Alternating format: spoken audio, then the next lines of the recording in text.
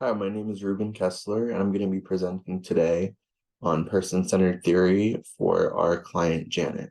This is for Social Work 7505, Brandy Conrad. A middle-aged woman. She is very independent. She has been divorced for some time. She's single. She has a lot of strength. She worked for the past 25 years as a heavy equipment operator, which is a mainly male-dominated field. And so it's clear that she's a self-determined woman, and she has many, many strengths. So the first rationale that I'm using is that person-centered therapy has been proven to be an effective early intervention strategy. The fact that Janet requires a supportive, understanding, and non-judgmental environment outside of the home, and that she needs somebody to understand and support the relationship that she has with her sister. So I have a couple points here. That Janet was self-referred. She didn't have anybody force her to go to therapy. She is in a period of change and self-exploration. And like I said, she has many strengths that need to be explored. And person-centered theory is an excellent framework for somebody who requires exploration, not necessarily a more directive approach. And so you can see here the quote from Carl Rogers, who is the inventor of person-centered theory. So, like I said, early intervention is one reason that this framework could be effective. According to the article that I cited by Duffy, 74% of responders who attained reliable and clinically significant improvement made it in the first 4 sessions. And this was using a person-centered approach.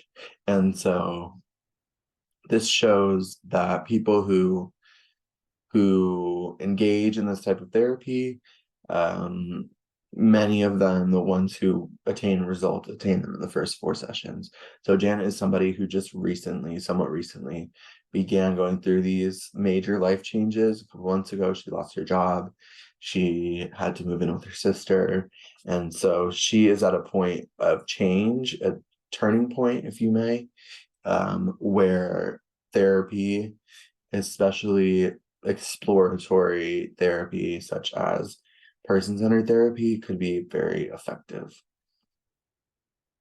And so she does not need a directive approach such as, let's say, behavioral therapy, where we're looking at what behaviors is she displaying, how can we correct those behaviors. No, we're looking more inward at the client and seeing what her wants and needs are in her career at the moment, her living situation, and moving forward, what is Janet's life going to look like at the age of 45 and moving forward. And so that's the reason that I chose person-centered theory instead of any other method, because it's the most open, the most exploratory out of all of them. Janet requires a supportive environment outside of the home. So she's been arguing consistently with her sister.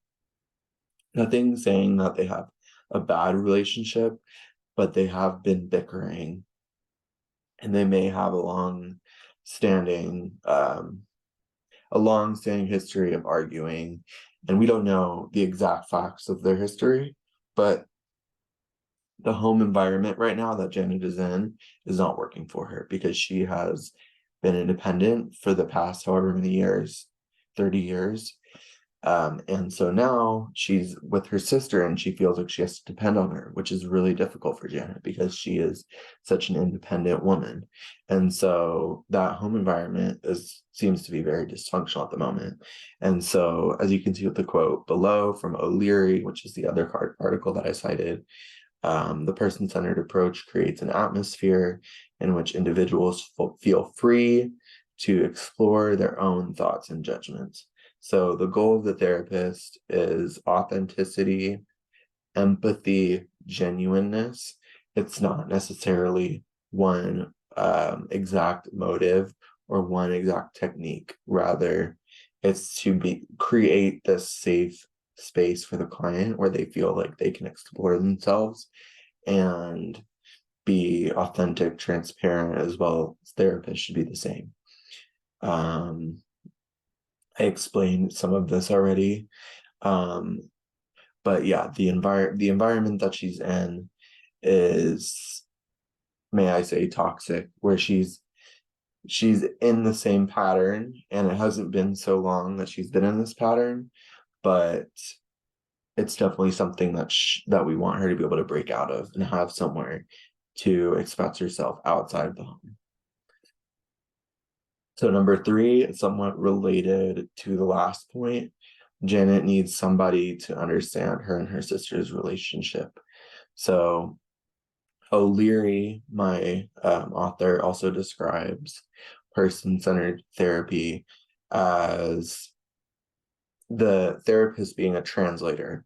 So he explained that the therapist is supposed to gather information, be empathetic, understanding, really understand the point of each person. So Janet and her sister could have an initial session with the therapist, get to know them, get things off of their chest that they need to get off their chest, and then come together and hopefully have a mutual understanding, or start getting to a mutual understanding where Janet can get closer to congruence, and hopefully her sister and her can begin to mend their relationship and have a better understanding of each other through therapy, especially person-centered therapy, because they have a lot to explore. They haven't been living with each other for the past 25 years, and now this is a totally different situation, and they may need a reframing, or they may need to understand a different perspective on their situation. And so these are the 3 reasons that I chose to use person-centered therapy for Janet, and her family as well. And so this is an example of a question that the therapist could ask. What is it that you want your sister to understand about you? It's an open-ended question. These are the kind of questions that a therapist utilizing the person-centered theory would ask, and explore from the point of view of each family member. For example, Janet and her sister, and possibly brother-in-law, could engage as well. And so, yeah, those are my 3 rationales for using person-centered theory. I hope that this video was helpful, and thank you.